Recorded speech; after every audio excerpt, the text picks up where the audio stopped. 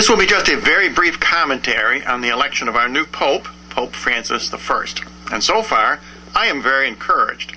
He certainly seems like a very good man. Of course, that doesn't necessarily mean he will make a good Pope. Will he be strong enough to challenge the forces of the Antichrist?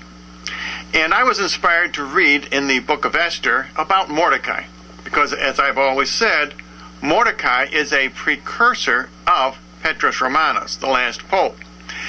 Is Pope Francis I, Petrus Romanus, a good pope, or is he an anti-pope? In other words, the false prophet. Let's read the book of Esther, chapter 8, verse number 15. And Mordecai, going forth out of the palace, and from the king's presence, shone in royal apparel. This reminds me so much of Pope Francis greeting the crowds in St. Peter's.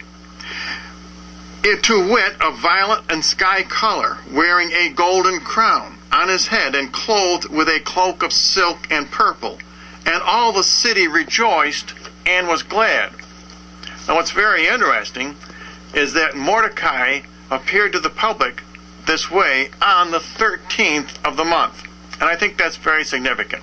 13, of course, is also a Fatima day. And in the book of Esther, Mordecai appeals to Esther, who symbolizes Mary, who appeals to Ahasuerus, who symbolizes Jesus, and of course, Jesus crushes the Antichrist through the prayers of Mary's rosary. And I am very hopeful that Pope Francis I will be a good pope and will lead the church in these times of tribulation. Thank you for watching.